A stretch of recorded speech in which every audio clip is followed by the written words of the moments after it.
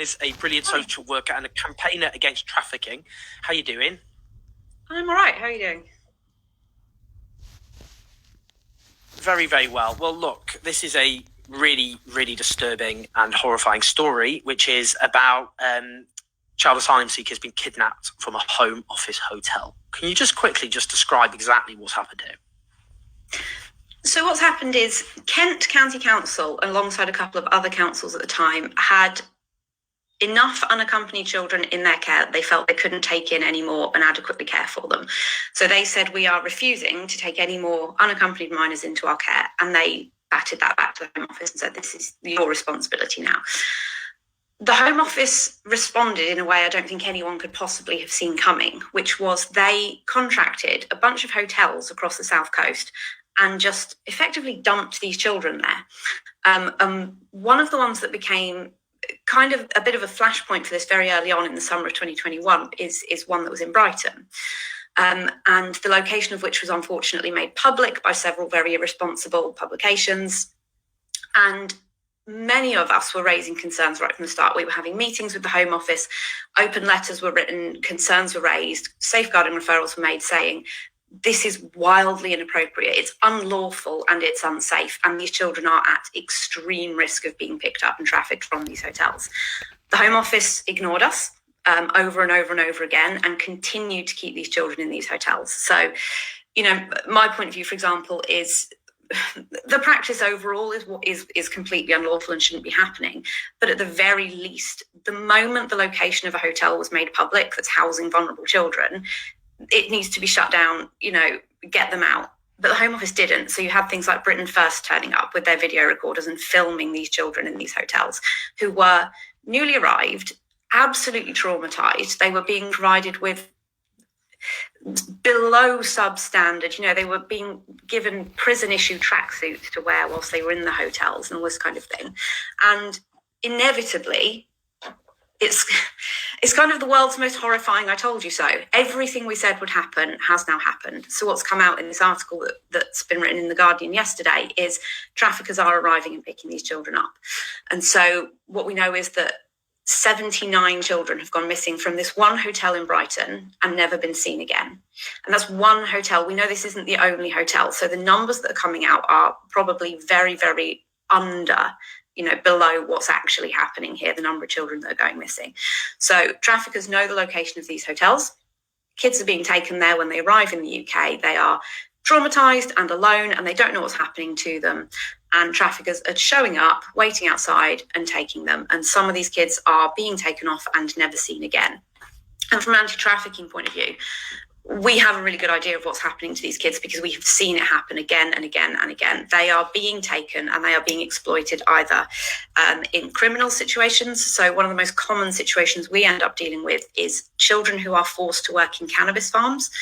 So these are residential houses that are taken over and converted into cannabis grow houses, and children are forced to stay in those houses and cultivate the plants. So they do the watering, the management of light systems is extremely dangerous, and the children are horrifically abused by their traffickers. We know that, you know, physical abuse, beatings, we know sexual abuse is really common. All of these methods that are used of controlling these children and keeping them there.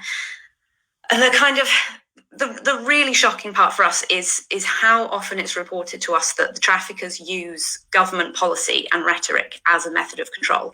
So, as was noted in the article with The Guardian, one of the things that traffickers are saying to children is, if you stay in the hotel and you stay under the care of the government, you're going to get sent to Rwanda. Or, you know, you got Robert Jenrick the other day saying, you know, we're looking to find the Albanians, detain them, put them on coaches, take them to the airport, get them the return to Tirana. There's no quicker way to keep an Albanian child under your control than to tell them, if you come forward, if you try going to the police, if you try going to social services and telling them what happened to you, you're going to be on that plane. You're going to be one of those Albanians that they're looking to round up and get deported. So government rhetoric and government policy, not just in terms of putting the children in the hotel in the first place, but also the things they're saying publicly and the policies they're enforcing more widely around immigration are just making this situation worse and worse and worse. And the impact on these children is, yeah, I know you said, you know, we're going to try and not bum people out too much, but ultimately this is really, really horrifying stuff. So, I mean, the rhetoric, as you say, of the government is that they're taking on the evil trafficking gangs. So it's in a sense when, for example, they talk about Rwanda, the whole nature of their rhetoric is they try and give a humane kind of rationale for what they're doing, which is these are vulnerable people being exploited and we're somehow coming to their rescue. But this isn't tackling these evil trafficking gangs as they put it. No, if anything, they're making it worse. The Home Office right now is enabling trafficking to get worse and worse and worse, because every time one of these policies is announced, our young people are telling us the traffickers are rubbing their hands with glee. The Rwanda policy was a gift because they can use it as a method of control. Don't come forward, they'll send you to Rwanda. And because the Home Office refuses to see sense on so many issues, like setting up processing centres in France to be able to bring people over safely, like, allowing children or allowing anyone to apply for visas to be able to come legally to be reunited with family when they've got family members here, things like the Rwanda policy, all of it strengthens the control that the traffickers have. Nothing is more powerful when it comes to controlling victims of trafficking than the immigration system. Traffickers will tell people you're going to be deported. Children who are forced into criminal exploitation, it's often, if you come forward, if the police find you, you'll be arrested, you'll be put in prison, and then you'll be deported. We're talking here, obviously, about this one hotel, but how widespread is this? How many do you think children are we talking? What kind of numbers in general? So we don't know exactly how many hotels there are because the Home Office has been really, really opaque on this. Lots of freedom of information requests and things have been put in, but there's no one has a good sense of just how many hotels are being run. So the stats that have been reported are that as of October, 222 children were reported as missing from Home Office run hotels. And what I also want to point out is this is just children who've been accepted as children and placed in hotels. The other issue that's coming up a lot at the moment is children arriving at port and being incorrectly age assessed. So they'll say, I'm 16, 17 years old. Officials at port will say, no, you're not, you're 23, you're 24. And those children are also shoved in hotels, but they're shoved in adult asylum accommodation hotels. So they are in hotels alongside unknown adults, and they are also extremely vulnerable. So the numbers we're seeing are, 136 went missing from this hotel in Brighton, 79 have never been found, 222 are missing from the Home Office.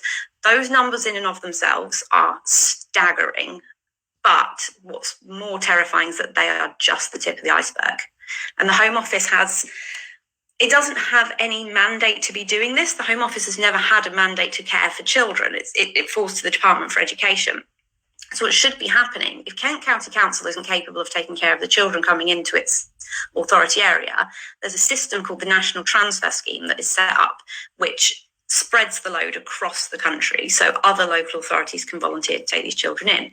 Now, any decisions relating to the care of children should sit with the Department for Education. What for some reason is happening with unaccompanied asylum-seeking children is decisions about their care have been pushed over to the Home Office.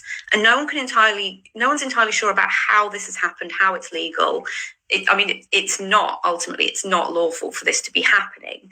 And we've all written, repeatedly to the Department for Education and said, why are you allowing this to happen? Why are you allowing the department responsible for immigration enforcement to be controlling decision-making around care for children? But that is what's happening. The Home Office is opening these hotels everywhere. They're shoving kids into adult asylum hotels, or they're shoving them into hotels on their own. They're deeply, deeply traumatized. That journey across the channel, I think there's been so much about it, so much rhetoric. So, you see the images on the news. What I don't think the majority of people truly grasp is how terrifying it is. People know, whilst they're making that journey, they know that they could die. And often they are very close to dying. It is freezing cold. A lot of people who make that journey can't swim. So there's always the risk that, the boat's going to go down and they're going to drown, which we have seen happen. People are getting off those boats, children are getting off those boats, and they are deeply traumatized. They are absolutely terrified. And everybody, terrified children don't make safe decisions. They can't make safe decisions for themselves. And it's the responsibility of the professionals and adults in this country to look after them. And we're not doing that. Before we talk, you've been talking there quite clearly about what can be done to prevent this horror, but we'll I'll ask you a bit more on that. But in terms of finding these children, what hope is there in terms of, for example, directly these children who've been taken from this hotel? It's really hard because the response from all agencies has been really underwhelming. I think the article in The Guardian kind of highlighted it really well. They asked Brighton and Hove Council for a comment, they referred them to the police. They asked the police for a comment, they referred to the Home Office. Asked the Home Office, they referred them back to Brighton Council. It's that Spider-Man meme. Everyone's pointing at each other and saying, well, it's you. So no one has taken adequate responsibility for finding these children. Yeah. In my experience of these children being found, the most likely way they will be found is either, best case scenario, some of them have run away to be with their families and they will pop up, in the asylum system when they get solicitors and claim asylum, and it turns out, they'd run away to live with the family, which they never would have had to do if they had a safe way to get here.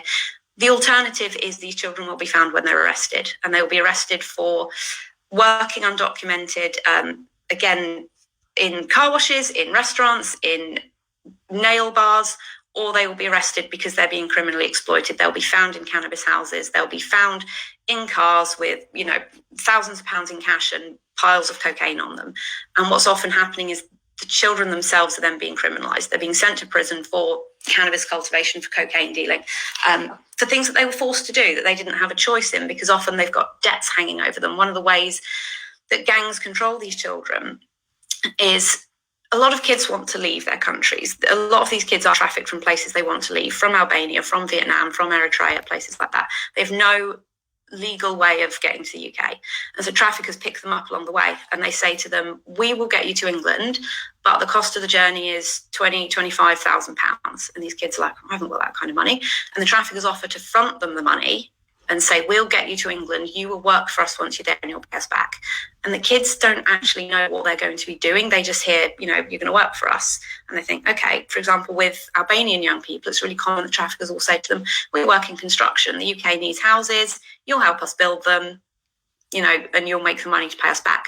But once they get here, they are then violently assaulted, they are beaten, they are threatened, and they are told, you have to do everything we say to pay off your debts, or we will go back to your home country and we'll kill your entire family. And these kids are being kept under control in that way. And then finally they're found, they're arrested, and they're sent to prison over things that they were forced to do. And we should have mechanisms within our laws to prevent that from happening. But at the moment, sadly, all of those mechanisms are failing. In terms of you kind of made a lot of this clear, but in terms of the kind of key demands that people should be focusing on, what are the kind of key things right now? Right now, it's end the practice of the use of hotels. That needs to end immediately. The National Transfer Scheme needs to be taken away from the Home Office. All decisions relating to the care of children need to be taken away from the Home Office and put with the Department for Education where they belong. So the National Transfer Scheme needs to go over to the DfE. Home Office needs to shut down these hotels. Kids need to be in care where they belong. We need safe routes for people to be able to get here, for children to be able to get here, reunite with their families, to not have to fall victim to these traffickers. There should be an immediate inquiry into how this has been allowed to happen, and also how all of the warnings were ignored for so long. We made very, very clear that this was going to happen, and the Home Office ignored every single warning they were given, and there needs to be an inquiry into how that was allowed to happen immediately. David Barato asked, why isn't the government being taken to court over this? That's a really good question, and I don't know the answer. I think because it's quite complicated. So one of the things that could have been done, for example, is the local authorities that have these hotels, for example, Brighton and Hove Council, they could apply for permission to go to judicial review over the decision of the Home Office to open these hotels. The problem is it's extremely costly, it's extremely lengthy, and there's no guarantee that it will work. And I think what's happening in children's social care, much like the NHS, utilities, everything, the system has collapsed. It's not collapsing, it has collapsed. It is broken at this point, to the point where people are just kind of trying to get on with it. There's a lot of complicity in this kind of thing because social workers, much like nurses, doctors, everyone else, are completely overwhelmed and overworked. And a lot of people are just kind of wanting to get on with the job and do the best they can without examining the wider systemic issues. So I would love to see the government get taken to court over this. I'm not sure, honestly, why it hasn't happened yet. There have been a couple of challenges. Kent County Council and Detention Action tried to take the Home Office to court over this. And if I remember correctly, they actually were unsuccessful. Lauren, it's really disturbing and horrifying stuff, to be honest with you. But it's really good that you've actually been able to talk, obviously, about practical things which people need to be loudly demanding and agitating for. But what a damning indictment of both this government and the society that we currently have, that some of the world's most vulnerable kids, that this is the fate imposed upon them for completely needless reasons, which is by a government which is intentionally stoking up bigotry, and with these sorts of catastrophic consequences. I mean, it's absolutely horrifying. If I could add one thing on the end, we are talking about children. These are children we're talking about, and they are terrified. And what we're hearing from young people we support over and over and over again is just how bad it is and how much control traffickers have over them at the moment and how terrified. And there are weeks when my job is just trying desperately to hold on to these kids and stop them from running away and running to their traffickers because of how bad it's gotten. And I'm sorry I wasn't able to give a more cheerful view, but that is unfortunately the reality that we're working with at the moment. I mean, what obviously incredible work that you do in frankly near impossible circumstances. But honestly, I can't thank you enough. And I can just reading the comments, people are absolutely horrified. But also, this is news to people. I think it's really important people are aware just how gruesome the current situation is about some of the most vulnerable children on earth and the way they're treated in this country and because of government policy. It's just absolutely horrifying. Lauren, honestly, thank you so much. Do you follow Lauren Starkey on social media? What's your Twitter address? Sorry, I should have checked that. So I'm Lauren H. Starkey, but you can also follow the organisation I work for. It's called Love 146, and we are at Love 146 UK. Great, everyone. So Love 146 UK. Do go and follow that if you're watching or listening to this. Lauren, thanks so much again. Thanks for your incredible description of this just horrible situation, but also for talking practically about what needs to be done. So thanks so much for joining us at such short notice. Thanks.